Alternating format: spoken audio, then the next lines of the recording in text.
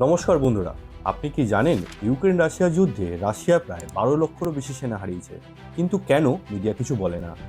দ্বিতীয় বিশ্বযুদ্ধের পর এত বড় ক্ষয়ক্ষতি অন্য কোনো বড় শক্তির জন্য হয়নি। আর ইউক্রেনের বিদ্যুৎ ব্যবস্থা কেন 14 গিগাওয়াটে নেমে এসেছে, যা লক্ষ লক্ষ মানুষকে শীতের অন্ধকারে ডুবিয়ে রাখছে? এর পেছনে আসল রহস্য কি? আসুন সেটাই।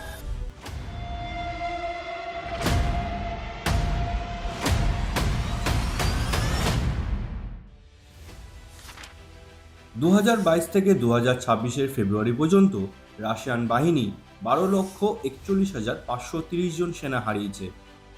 এর মধ্যে 3,25,000 মারা গিয়েছে। কিন্তু এই সংখ্যাটা কেন এত বড়? রাশিয়া কৌশলগতভাবে ভুল, দুর্বল প্রশিক্ষণ এবং ইউক্রেনের ড্রোন সমৃদ্ধ প্রতিরক্ষায় রাশিয়াকে দুর্বল করেছে। 2024 থেকে 2025-এ রাশিয়া প্রতিদিন মাত্র 15 থেকে 70 মিটার এগিয়েছে।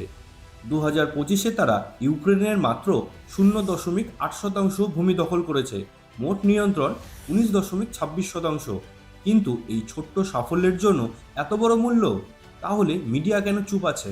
2025-এ রাশিয়া বৃদ্ধি মাত্র 0.6%।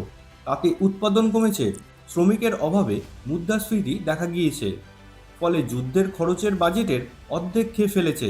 তাহলে এটাই কি পুতিনের জয়? রাশিয়ান হামলায় ইউক্রেনের 90% তাপবিদ্যুৎ কেন্দ্র ধ্বংস হয়েছে, ফলে বিদ্যুৎ ক্ষমতা 33.7 থেকে এক ধাক্কায় 14 গিগাওয়াটে নেমে এসেছে। ইউক্রেনের রাজধানী কিউভেতে দিনের বেলায় ঘন্টার পর ঘন্টা ব্ল্যাকআউট, লক্ষ লক্ষ মানুষ শীতে কাঁপছে। এই মানবিক দুর্দশা কেন মিডিয়া লুকাচ্ছে? এই যুদ্ধ কি কাউকে শক্তিশালী করছে, নাকি সবাইকে ধীরে ধীরে দুর্বল করছে? এই অজানা সত্য জেনে আপনি কি ভাবছেন, যুদ্ধের শেষ পরিণতিতে কে জয়ী হবে?